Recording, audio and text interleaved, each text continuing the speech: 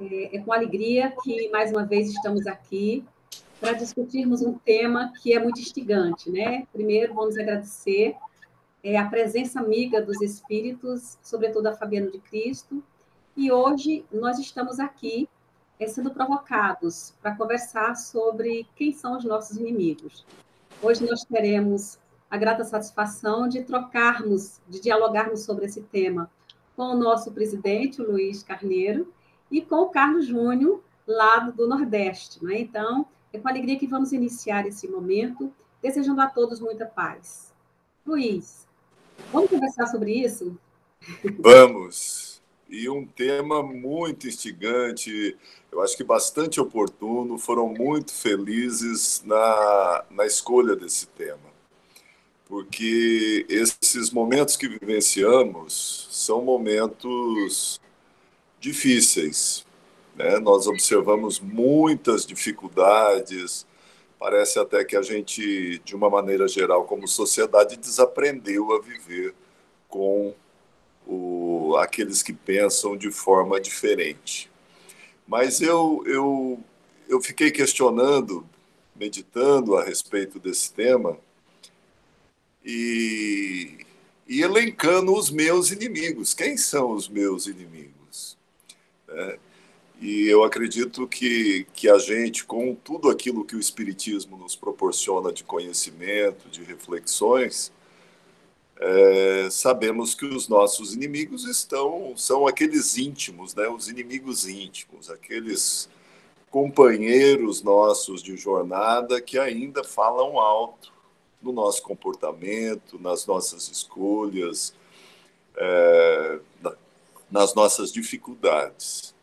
Então nós temos aí o medo, nós temos aí o ciúme, nós temos aí o ódio, a agressividade, né?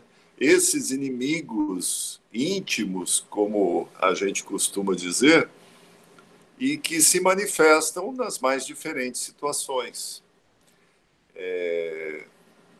mostrando o quanto ainda temos que trabalhar. Então, quando nós temos a oportunidade de discutir, por isso que eu disse que esse tema é instigante, porque a gente fala da fé, a gente fala da reforma íntima, a gente fala de uma série de situações num pensamento religioso. Quando se fala de religião, a gente pensa em várias coisas e discutimos aqui muitas vezes temas assim, né? Mas aí nós somos convidados agora a reflexionar sobre isso, sobre as nossas dificuldades, esses nossos inimigos que impedem os avanços que a gente tanto quer e que tem essa dificuldade, né? E quando nós não resolvemos esse conflito com esses nossos inimigos, aí a gente passa a enxergar no outro esse adversário. Aí a gente passa a achar que o outro é que é o problema, que ele é que atrapalha, que ele que dificulta a nossa vida. E o inimigo está em toda parte. Aí você vai olhar, ele está no esporte, ele está na religião. Você passa a cuidar da vida dos outros, até nas opções, a opção sexual das pessoas, né? Aqueles que pensam diferente, né, viram inimigos. A pessoa que tem uma fé religiosa diferente vira inimigo. E assim a gente vai caminhando e abrangendo uma enormidade de situações em que a gente passa a ver o outro como um adversário, como aquele que é responsável pelas nossas dificuldades. No trânsito, então, você sai para a guerra, né? Quando você sai, todo mundo é adversário.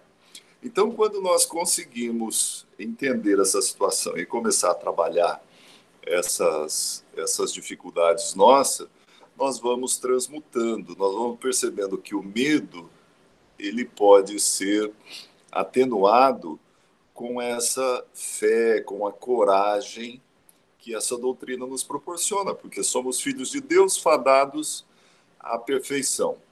Então a gente começa a encarar de uma maneira diferente. A nossa cólera tem que ser trabalhada transmutando-se em tolerância, em compreensão, e por aí vai nessas mudanças. Então, nunca como hoje, o modelo e guia da humanidade é a referência para essa transformação. Mas a gente tem que considerar o seguinte: Jesus, o governador espiritual do planeta, está nessa condição de governador espiritual há pelo menos 4 bilhões de anos. Então, ele está 4 bilhões de anos na nossa frente. Quando ele já organizava o planeta, na constituição do planeta, né, junto com os seus auxiliares mais próximos lá, quem éramos nós? Já éramos espíritos humanos ou ainda estávamos lá naquele processo de individuação para chegar ainda trabalhando o princípio inteligente? Talvez fosse isso, talvez seja isso.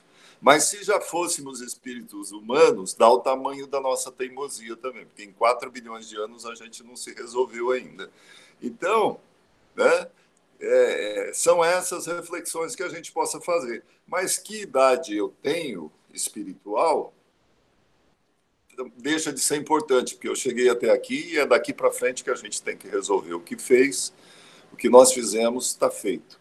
Então, é essa proposta de transformação, de mudança, que passa a ocupar uma parcela da nossa vida, de travar o bom combate. O inimigo está dentro de mim. O inimigo são os meus limites, as minhas tendências que eu trago de quantas vidas passadas e que se manifestam nas minhas opiniões, nos meus gostos, nas minhas colocações no dia a dia.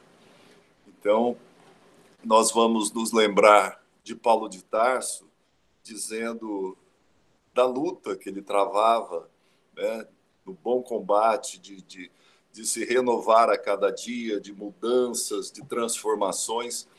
E pela história de vida dele, a gente vê o quanto é dificultoso esse processo. É um processo lento, é um processo doloroso, porque toda transformação é dolorosa, é um renascimento, né? É um parto de nós mesmos e a gente sente essas dores.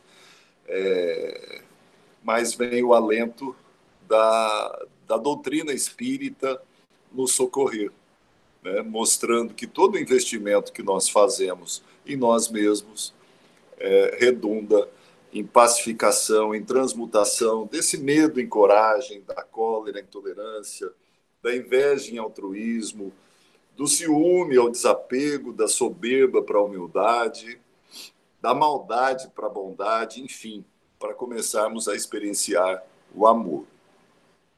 E quando Paulo diz que travou o bom combate, né, que venceu e que naquele momento da vida dele ele dizia, né, que já não era ele quem vivia, era o Cristo que vivia nele, né, é justamente o quê? A demonstração de superação desse momento, dessas dificuldades que eu acredito são comuns a todos nós.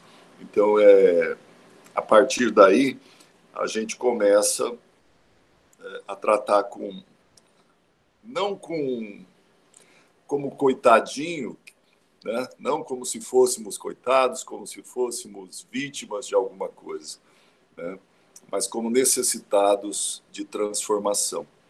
Então, é essa reflexão que eu fiz e é isso que eu gostaria de compartilhar com vocês que nos assistem, para que também cada um possa definir as suas lutas, as suas dificuldades e os seus inimigos íntimos.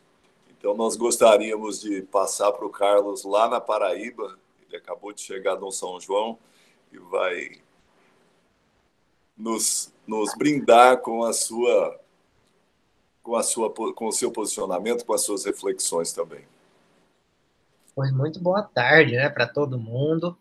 Aqui da Paraíba, mas Mato Grossense de Chapecruz. Engraçado, eu tô falando isso como a gente ganha o direito, né? Porque eu também não sou nascido no Mato Grosso, mas só nasci fora e me mudei para o Mato Grosso logo ainda criança. Então, mas assim, é muito interessante essa reflexão que o Júnior coloca para a gente, e foi mais ou menos nesse sentido que eu caminhei também. Mas, assim, eu quando comecei a pensar sobre esse assunto, foi agora há pouco, a primeira pergunta que eu me fiz foi: quem são os meus inimigos? Igual o amigo aí colocou. E é difícil porque eu fico pensando assim, gente, quem tem inimigo é gente que tem poder, gente que representa alguma coisa. Eu, Harris Mortal, não sei se eu tenho inimigo, né? Aí eu fui indo assim, mas não é possível, né? Vamos estribuchar esse negócio aqui, vamos destrinchar esse negócio. Aí eu fui, quem são os meus amigos? Aí eu identifiquei pessoas. São pessoas com quem eu conto. E como que você os caracteriza? São pessoas que torcem por você, que te querem bem, que vibram pelas suas conquistas. Aí eu inverti. Se esses são os meus amigos, como eu caracterizaria os meus inimigos? Quem me atrapalha, quem torce contra, quem não me quer bem. E aí eu cheguei nesse mesmo ponto que o Júnior estava falando. Das mazelas internas que a gente tem, dos limites internos que a gente carrega e que acabam agindo como sabotadores que não nos querem bem. Aquela hora que eu tenho uma coisa para fazer, eu falo para mim mesmo: você não dá conta, você não pode, você não sabe, né? Então esses são os meus. E aí eu cheguei nos meus inimigos internos, nas minhas dificuldades, nos meus medos, nas minhas limitações, né? E aí eu também passei por uma reflexão interessante, que foi a crença, mas em vários desdobramentos. Por exemplo, quando a gente cresce e a gente é educado dentro de alguns valores, que com o passar do tempo isso pode flexionar, mas depende da forma como a gente vê a vida. Por exemplo, eu venho de uma família que é tradicionalmente, sei lá, de magistrados, advogados, e eu cresço nesse meio, e quando eu vou chegando à fase de fazer vestibular, alguma coisa, eu vou seguir por esse caminho, por exemplo. Mas eu não dou conta, eu não gosto, eu não me identifico com os requisitos para seguir essa carreira. Mas é uma crença que me governou até aquele momento, e aí eu vou indo 20, 30, 40 anos. Aos 40 anos eu consigo essa formação, e quando eu chego lá eu não consigo nem vibrar. Porque aquela já não era mais um anseio meu, não era mais, nunca foi. Era uma crença que eu tinha que hoje. Por que nesse meio caminho eu não abandonei essa crença que não era minha? Quando é que nós vamos refletir sobre as crenças que nos limitam, os medos que nos fragilizam, né? As vergonhas que fazem a gente morrer de remorso e culpa e perder oportunidade de crescimento? Então, diante dessas coisas, eu fui bater lá no Evangelho, no amai aos vossos inimigos, né? E a primeira parte dessa passagem do Evangelho, no capítulo 12, diz assim: amarei o vosso próximo e odiareis os vossos inimigos. Isso é o que vocês escutavam. Mas eu vos digo, porém, amai os vossos inimigos, fazei o bem aos que vos odeiam e orai pelos que vos perseguem e caluniam. Então, quando eu coloco esses inimigos como criaturas que eu crio, como facetas da minha personalidade, é isso que eu preciso para com eles. E eu achei um texto incrível, e uma palestra mais incrível ainda, a palestra do Arthur Valadares, que é baseada num texto que chama Mais Vossos Inimigos, de Martin Luther King. E ele traz algumas colocações com relação a isso extremamente interessante. Por exemplo, eu não sabia, mas é a passagem que Emmanuel mais comenta. Ou seja, deve ter uma necessidade da gente aprender sobre isso, né? E quando Martin Luther King ele vem questionar primeiramente uma coisa: isso que Jesus está propondo para a gente é um idealismo de alguém que era meio doido, fora da casinha? E ele coloca que não. Ele era extremamente realista porque ele passou justamente por onde nós estamos caminhando. E ele estava sendo pragmático. Por quê? Vocês vão chegar lá na frente. E para isso precisam passar por aqui. Então amem os seus inimigos, criatura, porque não tem outro jeito. Né? Então é interessante a forma como ele vem colocando isso, e aí ele se questiona no texto do Martin Luther King. Tem como eu ser meio cristão? Alguns eu abraço, alguns eu amo, mas outro eu deixo para lá, outro eu deixo para depois, eu não sei o que eu vou fazer. Então, ele trata disso com uma forma muito interessante, né? E para no final ele termina dizendo assim: existe uma outra passagem que Jesus pede para aqueles que quiserem seguir os meus passos, tome a sua cruz e me siga. Então, o que ele está querendo dizer? Ele está dizendo assim que nós precisamos aprender a amar, a aceitar os nossos inimigos para lidar com eles. A negação deles, a rejeição deles é negar parte de nós, quando identificamos esses inimigos como parte de nós mesmos, né? Então, assim, e aí fazendo uma relação, porque esse texto que eu li é do Martin Luther King e a palestra do Arthur Valadares, que é um palestrante espírita bem legal, recomendo assistirem as palestras dele. Tem uma pergunta no Livro dos Espíritos, onde Kardec questiona os espíritos de verdade. O que é a caridade tal qual entendia Jesus? E eu acho que todo mundo já ouviu essa pergunta, né? Que ele diz sobre benevolência, indulgência e perdão. Então, assim, benevolência para com os erros dos outros, indulgência para com, enfim, e perdão. Mas o que eu estou querendo, onde que eu estou querendo chegar com isso? Como o Júnior mesmo colocou, a gente precisa de aplicabilidade disso tudo para esses nossos inimigos internos. Porque quando a gente aplica isso para a gente, benevolência, vem através do reconhecimento e da compreensão que nós estamos caminhando, nós estamos a caminho. Então, quando a gente começa a perceber isso em nós, o nosso olhar para com o outro, o terceiro, ele fica mais paciente, ele fica mais ameno, ele fica mais amável e afável. A gente compreende e aceita mais. Quando a gente é indulgente, não significa passar a mão na minha cabeça aqui, ó, vou pegar o meu erro e falar, não, pode continuar errando ad eterno, para sempre. Não é isso. Mas é justamente partindo dessa benevolência, dessa compreensão que eu estou a caminho, eu posso até me equivocar, mas eu levanto, sacudo a poeira do joelho e sigo tentando. Que é isso que ele queria da gente, que nós seguíssemos tentando, né? E perdão para a gente mesmo, principalmente quando essas nossas limitações nos magoam, nos ferem e quando existem consequências para terceiros. Porque nós vamos errar, nós vamos nos equivocar. A questão é que a gente siga nesse processo de autoconhecimento, autotransformação e amorosidade para conosco e para que consequência desse processo possa iluminar o caminho ao nosso redor, né? Daqueles que convivem conosco, da nossa família, dos amigos, aqueles que nos proporcionam o palco para todo esse processo de transformação. Então foi essa forma muito rápida e sucinta que eu consegui refletir sobre esse assunto tão intrigante e instigante. Muito bem, Rinalda, manda ver aí. É um tema realmente que mexe com a gente, né? E aí eu queria pedir licença para vocês para trazer, são duas imagens que eu selecionei, porque desde que a gente pensou no tema, eu também fiquei assim, provocada. A mesma coisa que aconteceu com vocês dois, né? Mas foi uma vez que eu escutei a música, né? E a música que é também do Chico César, né? E a primeira frase, a primeira estrofe, ela mexeu comigo quando eu escutei essa música pela primeira vez, que fala Deus me proteja de mim, né?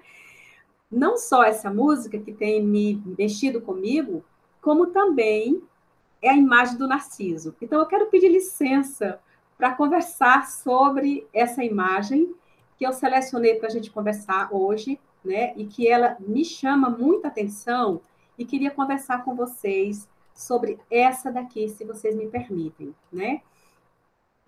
Eu imagino que a maioria de vocês conhecem a história do mito de Narciso. Eu gosto também muito da mitologia grega, porque a mitologia grega, através desses mitos, os deuses e heróis, né, já está dizendo mitologia, não é, que não é real, mas ela retrata a condição humana, né, do sobrenatural e da nossa vida, do inatingível, mas que retrata o nosso comportamento humano e que mesmo que traduz as nossas vidas, as nuances das nossas vidas, né?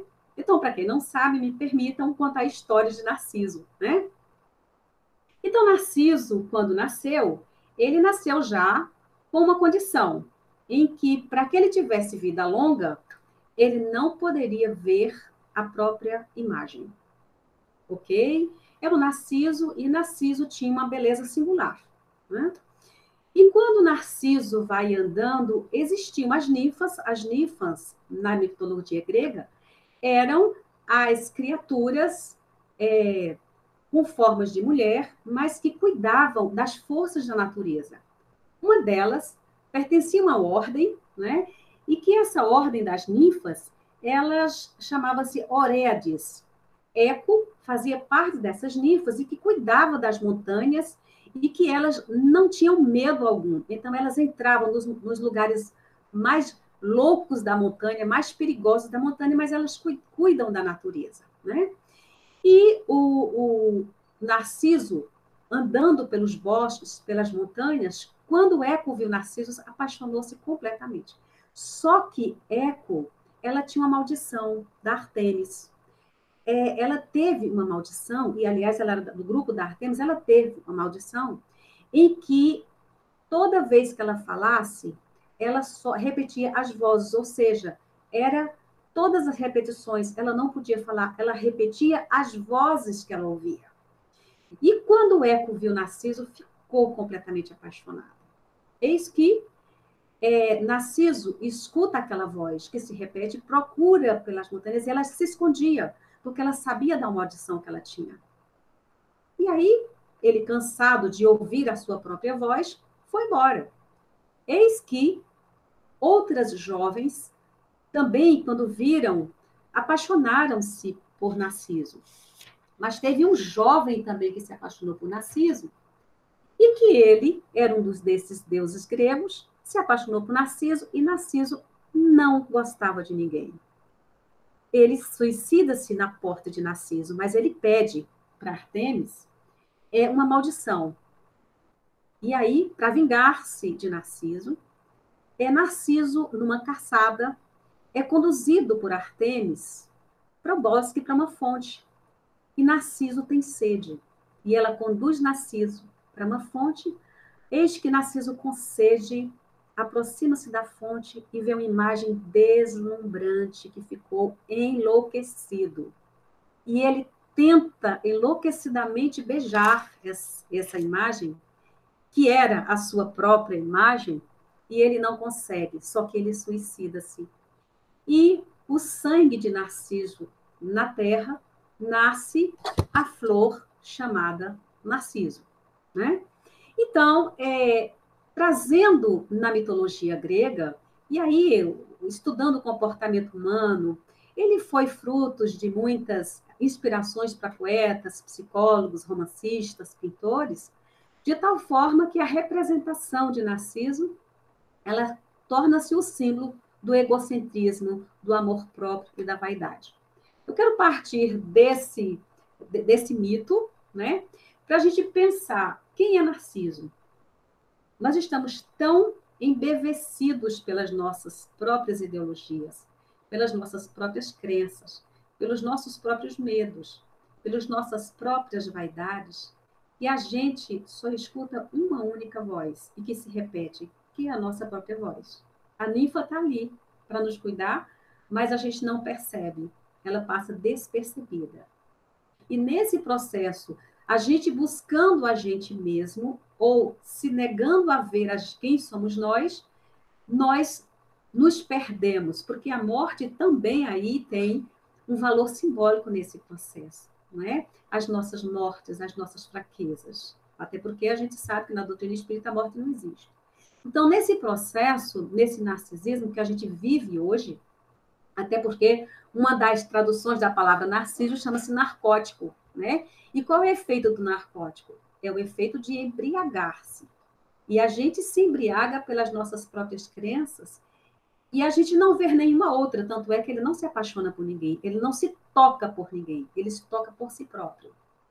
E aí, quando o Luiz traz para nós, olha, a gente está tão preocupado com as nossas dores, parece que a dor maior é a nossa, a raiva maior é a nossa raiva, né? O medo maior é o nosso medo, como se os outros ecos que estivessem ao redor de nós fossem menores do que a nossa. E a gente se afoga nesse processo porque a gente justifica as nossas dores, entre aspas, a beleza da nossa dor, né? Então, trazendo a perspectiva narcisista, me faz também trazer essa música em que a gente vai discutir um pouco o que é que Joana fala sobre esse euísmo, esse egocentrismo. Lógico que eu não vou ler as estrofes todas da música, mas eu queria trazer uma parte dessa música para a gente também discorrer sobre quem sou eu nesse processo, quem são meus inimigos nesse processo, né? E o primeiro verso da música me chama muita atenção quando diz: Deus me proteja de mim e da maldade de gente boa, da bondade da pessoa ruim. Deus, me governe e guarde e ilumine ele assim. Eu acho que só essa estrofe dava para a gente fazer um curso, né? Ou seja, de todos os meus fantasmas, de todos os meus medos, de toda essa coisa, até parece que quando a gente fala assim, olha, dentro de mim existe o bem e o mal, mas não é que não aparece um bichinho assim, tem duas Rinaldas aqui, uma boazinha e outra má. Existe uma Rinalda que ela tem um arsenal, ela guarda em si bilhões de anos de construção, arquétipos que eu herdo, que eu trago não só geneticamente, biologicamente, porque eu tenho uma herança arquétipa, uma herança biológica coletiva, como eu tenho uma herança reencarnacionista, reencarnatória, em que está impregnado na minha alma, no meu espírito, as experiências que eu tenho de mim. Então, os medos que eu tenho em mim, não foi o outro que me puseram, sou eu mesmo que não consigo me ver, né? E quando fala da maldade de gente boa, aí eu vi uma imagem maravilhosa que eu vou mostrar para vocês, porque por mais que eu veja, e todas as vezes que eu a estude, ela se torna nova para mim, né? Quando diz da maldade de gente boa, é a coisa do lobo vestido de pele de ovelha, que tantas vezes nós também nos vestimos enquanto lobas da pele de ovelha para a gente se fazer suave. O canto da sereia é o quê? É o canto embriagador e a gente tem medo de se afogar nelas. Por isso que o Deus também pede para o prendê-lo para que ele não caia no canto das sereias. É o Deus me proteja de mim, me amarre, mas me governe, guarde e ilumine Zele, porque eu sei das minhas fraquezas, das minhas limitações, porque a gente sozinho, minha gente, não dá conta, né? E eu acho muito bacana só esse verso que nos traz da bondade da pessoa ruim, é que também nós nos travestimos de bons. Mas lá na frente ele diz: caminho se conhece andando. A gente não se conhece parado. Porque a evolução, ela não se dá numa perspectiva passiva, mas numa perspectiva ativa. Então, de vez em quando é bom se perder, perdido fica perguntando, vai só procurando e acha sem saber. Perigo é se encontrar perdido, deixar sem ter sido, não olhar e ver. Bom mesmo é ter sexto sentido, sair distraído e espalhar bem querer. E aí eu trago essa imagem para vocês. Essa imagem nós já trabalhamos há uns anos atrás, mas numa outra perspectiva, não é? Eu quero começar pensando nessa imagem, discutindo o prefácio do espelho, Espelhos da Alma, de Joana de Ângeles, quando ela faz simplesmente essas afirmativas. Todo espelho possui duas faces. A que reflete a imagem que se apresenta e a outra que possui características muito especiais em cada uma delas. Aí ela traz a alma humana, em sua fase de espírito encarnado, reencarnado, também é possuidora de espelhos que se refletem a realidade. Aquilo que eu me deixo parecer, perceber para o outro, é o que eu estou permitindo que o outro veja. E, às vezes, o outro está vendo não aquilo que eu estou querendo que o outro veja, mas o que realmente eu consigo ser. Portanto, essa imagem ela pode ser tanto um reflexo embaçado, um reflexo que seja travestido de uma ilusão do gato para o leão ou do leão para o gato. Eu posso estar me vendo como um leão, mas o outro também pode estar me vendo como um gato. A recíproca também pode ser verdadeira, muito embora eu possa estar sendo um leão naquele momento. Né? Então, nesse movimento de construção da realidade, e de construção e desconstrução, essas feras que existem em nós, as várias personalidades que nós estamos nos construindo, as várias bipolaridades, né? Porque ora a gente quer ser bom, ora quer ser ruim, ora a gente quer ser vingativo, ora a gente não se aceita. A gente vive esse processo nessa relação e nessa construção. E aí eu acho bacana na frase da música que caminho se conhece andando, não é parado, né? A Joana disse que há duas dimensões em nós. Essa que eu conheço e que eu aceito, eu admiro e eu quero mostrar para todo mundo. Mas tem um eu que eu quero mais é ficar quieta. Eu não quero é mostrar para ninguém. Eu não aceito, eu recrimino, eu julgo e eu condeno. E toda vez que eu fizer isso e que não eu tiver uma aceitação carinhosa, não aceitação no sentido, eu sou assim, vou nascer assim, vou sofrer assim, vou viver sempre assim. Não é essa a tônica. A tônica é sabermos das nossas imperfeições. A persona que eu me apresento hoje, com a minha sombra, daquilo que eu não vejo, quanto mais eu afogo a minha sombra, essa persona se apresenta e ela evidencia exatamente o que eu não quero ser. E aí, Joana diz que essa sombra se dá, essa formação dessa personalidade, se dá a partir dos choques entre a coletividade e a individualidade. E desses choques decorre a sombra, posto que ela é a coisa que uma pessoa não deseja ser. Né? E aí, essa coisa da autoprocura, do conhece-te a ti mesmo, e dessa aceitação caridosa de nós para conosco, é que está o X da questão, o pulo do gato. Não é? É de a gente ver que, ora, eu sou esta pessoa, mas eu não posso negar, porque o que está na margem da minha consciência, eu aceito e às vezes eu recrimino. E a gente nem sempre gosta do que a gente está vendo. Sobretudo nesse período de pandemia em que a gente todo foi convidado a ficar em casa e olhar para dentro de nós. E muitos de nós não está gostando de se olhar no espelho e de encontrar o gato ou o leão. Tem dia que a gente encontra até uma pombinha, mas tem dia que a gente encontra uma fera que a gente não encontrava e que a gente não conhecia. E aí, Joana diz, existe no ser humano uma natural e mórbida tendência de ignorar e se projetar nos outros certas deficiências. Aí eu retomo o que o Luiz traz para nós.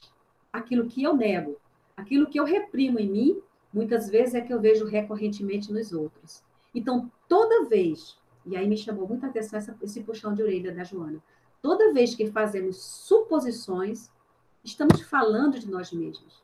E à medida que somos capazes de compreender nossas dificuldades, respeitarmos nossos limites e tolerarmos nossos problemas, poderemos agir de modo semelhante com os que estão à nossa volta. Ou seja, se a gente aceitar, acolher as nossas dores, a gente dá conta de uma certa proporção de acolher as dores do outro. E a gente se humaniza na relação com o outro.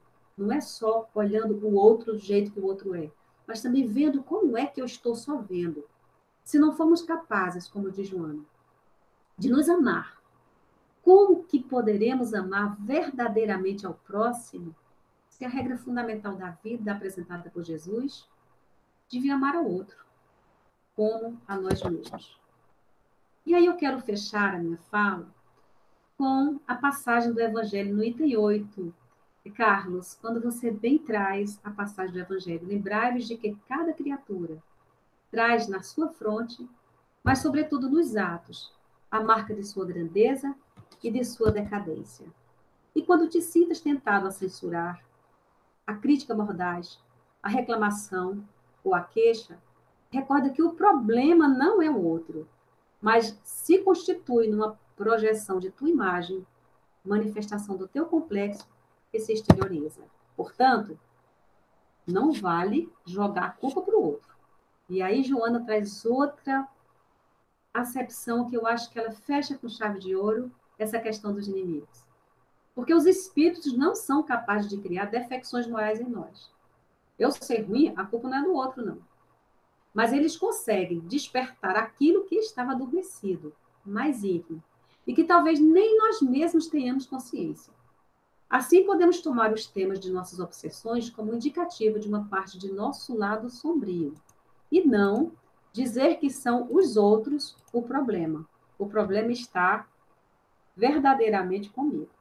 Eram essas as nossas considerações acerca dos nossos inimigos. Quem são os nossos inimigos? Tudo bem, gente? Vocês gostariam de fazer alguma complementação?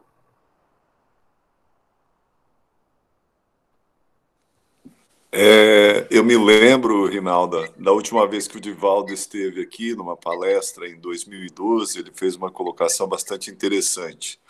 Nós falamos aí dos nossos inimigos internos, né? Das nossas dificuldades, das nossas sombras, e certamente isso implica em convivências, em relacionamentos conflituosos. Então ele diz, olha, todos nós temos inimigos. Jesus teve inúmeros inimigos. Mas o mais importante, a partir desse momento que conhecemos as leis da vida de uma forma mais robusta, mais aprofundada, o importante é que não sejamos inimigos de ninguém, né? Então, e como os outros são decorre dessas nossas dificuldades, é uma maneira da gente se perdoar também, né? Enfim, e continuar enfrentando essas dificuldades, esses limites comuns a todos nós, né?